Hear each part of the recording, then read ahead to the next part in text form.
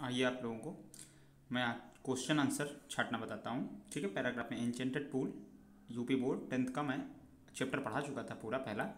अब उसमें मैं पैराग्राफ से कैसे आंसर क्वेश्चन छाटते हैं उनको रटवाऊंगा मैं, आपको बिल्कुल याद हो जाएंगे, आप सीख जाएंगे, करना भी सीखेंगे बहुत कुछ। आइए जल्दी से पहले आपको क्वेश्चन कैसे आता है इसको पैराग्राफ का एक बार फिर से मैं आज जल्दी से बता देता हूँ। ठीक है, और बने रहना वीडियो में, मैं अच्छी अच्छी और भी बातें बताऊँगा आखिर तक। Read the following passage read the following passage and answer the questions given below them। इसका मतलब क्या हो गया, जब रीड यानी हेल्प वर्ब से कभी भी कोई सेंटेंस स्टार्ट होता है तो उसमें क्या होता है हमेशा, उसमें हमेशा उसको इम्परेटिव सेंटेंस बोलते हैं। कौन सा सेंटेंस बोलते हैं? Imperative sentence. और इसका अर्थ क्या हुआ आपका? आपका अर्थ हुआ read the following passage. Read यानी पढ़ो, द फॉलोइंग पैसेज यानी नीचे दिया गया पैराग्राफ, एंड और आंसर द क्वेश्चंस उत्तर दो, गिवन बिलो देम जो उसके नीचे दिए गए हैं। ठीक है, ये इसका मतलब हुआ। अब आइए इसका अर्थ जल्दी से मैं बता देता हूँ, वैसे मैं पढ़ा चुका हूँ पूरा, फिर से जो नए बच्चे हैं वो जान जाएंगे। Your brothers died because, your brothers तुम्हारे भाई, डाइड मैंने मर गए। ठीक है, पास्ट इंडेफिनिट का सेंटेंस है, बिकॉज कंजक्शन जोड़ा गया। ठीक है, एक कॉम्प्लेक्स बड़ा सा सेंटेंस बनाया गया है। बिकॉज क्योंकि, दे वे डिड नॉट हीड, हीड माने पालन करना, हीड माई वर्ड्स मेरे शब्दों का पालन नहीं किया है। योर ब्रदर्स तुम्हारे भाई मर गए क्योंकि उन्होंने मेरे शब्दों का पालन नहीं किया है। दे ट्राइड उन्होंने प्रयास किया, टू ड्रिंक पीने का, वाटर। देखिए एक साथ दो दो वर्ब हैं तो एक में टू लगता है जब हम नाउन के तरीके उसका यूज करते हैं। ठीक है, उन्होंने पानी पिया, विदाउट आंसरिंग माई क्वेश्चन बिना मेरे प्रश्नों का उत्तर दिए। दे ट्राइड उन्होंने प्रयास किया, टू ड्रिंक पीने का, पानी पीने का, without answering my question. Do not follow them तुम उन्हें मत फॉलो करो, अनुसरण उनका मत करो। ठीक है, डू नॉट ये भी इंपरेटिव सेंटेंस है। डू नॉट मतलब मत वाले शब्द हों, जैसे मत करो, है ना, मत यहाँ आओ, डू नॉट कम हियर, यहाँ मत आओ। ठीक है, इस तरीके से आप इसी तर्ज पे बनाओगे तो जल्दी से स्पीकिंग सीखोगा। मैंने आपको पिछले वीडियो में ऐप भी एक बताया था, है ना, उसका भी यूज करो, कुछ सीखो तो आप बहुत आसानी से जल्दी से सीखोगे इंग्लिश बोलना। आंसर माई क्वेश्चन फर्स्ट, पहले मेरे प्रश्नों का उत्तर दो, and then you can quench your thirst, तब तुम अपनी प्यास बुझा सकते हो। This pool belongs to me, यह पूल मुझ में समाहित है। I did not take Yudhishthir a moment, Yudhishthir ने एक भी क्षण नहीं लिया, टू अंडरस्टैंड समझने में, कि that these could be non ये कोई और नहीं हो सकता था, other than the word of the यक्ष ये यक्ष के शब्दों के अलावा और किसी के शब्द नहीं हो सकते थे। एंड और गेज्ड अंदाज लगा लिया, वाट हैड हैपेंड क्या हुआ होगा। ठीक है ना, वाट हैपेंड, अब ये है पास्ट परफेक्ट। ठीक है ना, हैड भी है और थर्ड फॉर्म भी है। टू हिज ब्रदर्स उनके भाइयों के साथ। ठीक है, हिज है, देखो हिम माने उसे होता है, हिज माने अपने के लिए हम लोग यूज करते हैं। ठीक है, सेंटेंस में ध्यान रहे, जैसे आई के लिए माई यूज किया जाता है, जैसे ही के लिए हिज। ठीक है, जब अपना वर्ड हो उस जगह पे इट में इट्स रहता है।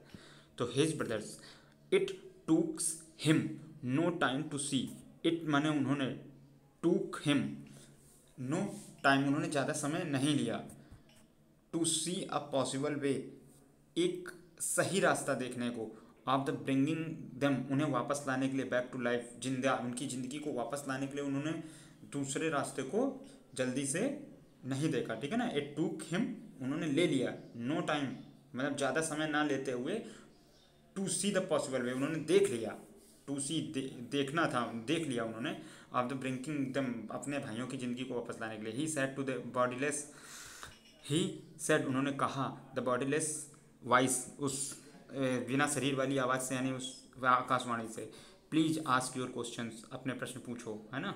तो अब देखिए प्रश्न पूछे, वो तो प्रश्नोत्तरी हुई थी वो बात है, अब ये पैराग्राफ खत्म। अब इस पैराग्राफ के नीचे दो दो क्वेश्चन आपको दिए गए, उन्हें देखिए कैसे। आप पहले तो इनका मतलब समझ लीजिए, पहला 2018 में आया और पैराग्राफ भी 2016 में आ चुका है। देखिए, write the name of the lesson from the which the above passage has been taken.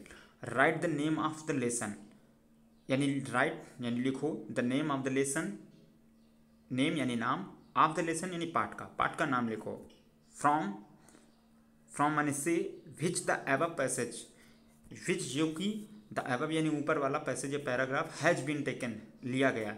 अब यहाँ हैज के साथ बीन लगा है और आईएनजी नहीं लगा, ये ध्यान रहे आपको। तो इसका मतलब क्या हो गया कि ये कहाँ से लिया गया है, ये थर्ड फॉर्म आपकी लगी हुई है और इसके साथ साथ इसमें थर्ड फॉर्म यूज हुई है और ये हैज़ बीन आपका लगा हुआ है। तो इसका मतलब ये पैसिव वॉइस है, ठीक है, उल्टा बोला जा रहा है, जैसे जो कर रहा है वो नहीं बोला जा रहा, वो है ही नहीं इस सेंटेंस में, ठीक है। किसको लेना है उन्होंने कहाँ जिक्र किया, इसीलिए जो सीधे नहीं बनाए, पीछे से घुमा के सेंटेंस बना। Who is the Athar of the lesson, और इसका लेखक कौन है। देखिए अथर, राइटर माने लिखने वाला, अथर माने जो गद्य लिखता है, और पोएट माने जो पद लिखता है, जो गा के पढ़ा जाता है, ये अंतर होता है, ठीक है।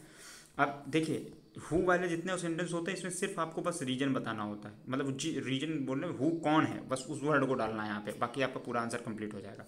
अब देखिए इसका आंसर कैसे लिखना है। Right the name of the lesson, तो अब आप इसको कैसे लिखोगे भाई, आपसे क्या पूछा जा रहा है कि इस एवब पैसेज का नाम लिखिए, तो अब यहीं से सेंटेंस उठाओ, the above passage has been taken, ठीक है, कहाँ से, फ्रॉम द लेसन, किस लेसन से, the enchanted pool, the above passage has been taken from the lesson, और उस लेसन का नाम क्या है, किस लेसन से, तो ये देखिए इन्वर्टेड कामा में, ये देखिए ये जो होता है इसको ब्रिटिश में बोलते हैं हम लोग पंक्चुएशन मार्क, क्या बोलते हैं, ठीक है, हम लोग इन्वर्टेड कामा बोलते हैं, और जो अमेरिकन पद्धति है उसमें इसको कोटेशन मार्क्स बोला जाता है। कोटेशन मार्क्स मतलब कि जो कोई बात किसी की कही गई है तो एट इज वैसे की वैसी अगर उसको बोला जाए तो इस कामा से ये बताया जाता है, ठीक है, कि हम लोग ये डबल भी हो सकता है, इस तरीके का भी हो सकता है, और सिंगल वाला भी हो सकता है, कंफ्यूज मत होइएगा, ठीक है। सिंगल ज़्यादातर हिंदी में इस्तेमाल किया जाता है ऐसी जगह पे जैसे किसी सेंटेंस का कोई शब्द ना हो, फिर उसका हमें जो है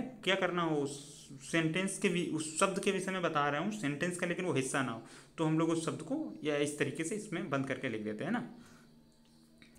ठीक, आगे पढ़ते हैं हम लोग। तो इसका आंसर क्या हो गया, ये, और राइटर का नाम लिख दिया। फिर रिटन बाय सी राजगोपालाचारी। देखो हमने राजा ये वाली बात बताई थी ना आपको, तो राजगोपालाचारी है, लेकिन वो जब कंबाइन करके संधि करके लिखी जाती तो बड़ा की मात्रा लग जाती, इसलिए आ लगा दिया गया।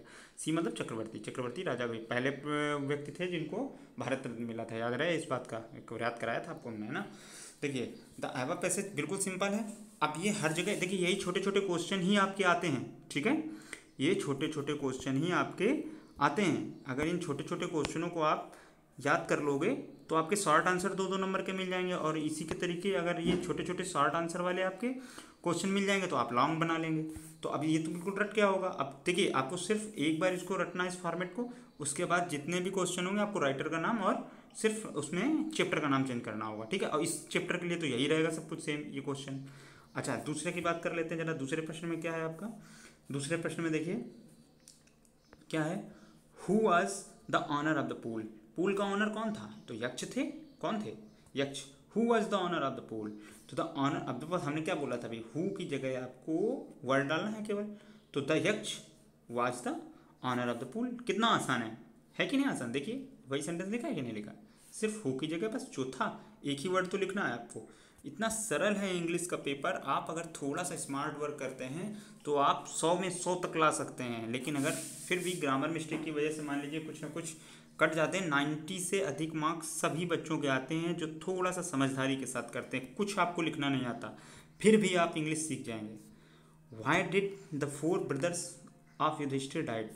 4 भाई उनके क्यों मर गए, तो अब क्यों का जवाब आप, अच्छा ये हिंदी में जवाब दोगे तो क्या बोलोगे, क्यों की जगह ही तो अपने उत्तर को बोलोगे, तो यही तो बोलोगे कि 4 भाई इसलिए मर गए थे क्योंकि उन्होंने यक्ष की बात नहीं मानी थी और पानी पीने का कोशिश की, यही तो आप जानते हो, तो यही तो लिखा हुआ है। The 4 brothers of Yudhishthir died because they did not heed, हम लोगों ने ऊपर पढ़ा था कि नहीं, Yaksha words and tried to drink water without answering his questions. देखिए क्वेश्चन पैराग्राफ पढ़िए, क्वेश्चन पढ़िए, आपको कुछ अर्थ नहीं मालूम कोई बात नहीं, क्वेश्चन के वर्ड ढूंढिए, उन वर्डों को आप, जब आपकी मीनिंग वर्ड पावर अच्छी होगी तो आप ढूंढ ही लेंगे कि इसका जवाब यहाँ होगा, और उसको सही सेंटेंसों में ग्रामर और जो क्वेश्चन वर्ड होते हैं उनकी जगह पे अपने आंसर को फिट करके इसको आंसर लिख दीजिए, बिल्कुल परफेक्ट होगा, ग्रामर से भी उसकी मिस्टेक नहीं होगी, ठीक है। इसको देखिए, अभ्यास कीजिए, और भी मैं अभी आपको चैप्टर कराऊँगा जो है इसको, इस देखिए हार्ड वर्क सफल होना है, ठीक है, तो आपको हार्ड वर्क करना ही है। आज की दुनिया में, टेक्नोलॉजी की दुनिया में आपको आगे रहना है तो आपको स्मार्ट वर्क करना है, ठीक है। अगर आपको एक अच्छा सफल व्यक्ति बनना है तो आपको हार्ड वर्क और स्मार्ट वर्क दोनों चाहिए, तो इसलिए दोनों का अभ्यास करें, सीखते रहें, सीखते रहेंगे, थोड़ा थोड़ा करते आप बहुत कुछ सीख जाएंगे। अभ्यास करते रहिए, घर में नोट्स बनाते रहिए, ठीक है, इन्हें सीखते रहिए,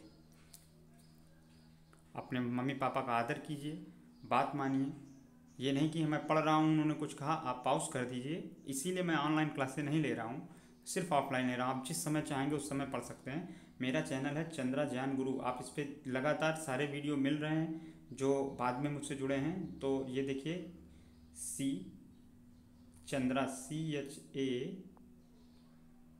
CHANDRA चंद्रा ज्ञान गुरु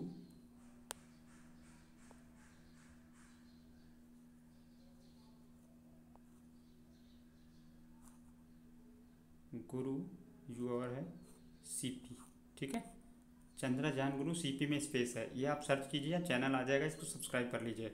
वहाँ मैं फिजिक्स साइंस सब अदर क्लासों के भी सारे वीडियो क्रम से डाल रहा हूँ, 10th के भी डाल रहा हूँ, वहाँ से आप देख लीजिएगा, ठीक है। आप देखते जाइए, यहाँ से भी मैं आपको तो दे ही रहा हूँ व्हाट्सएप पर, लेकिन इसके साथ साथ आप जो है वहाँ से देखेंगे तो आप किसी भी समय कभी भी खोलकर उसको पढ़ सकते हैं, ठीक है ना। इतना ही रखते हैं, फिर अगले पैराग्राफ में मैं आपको और अच्छे से डिटेल से बताऊँगा।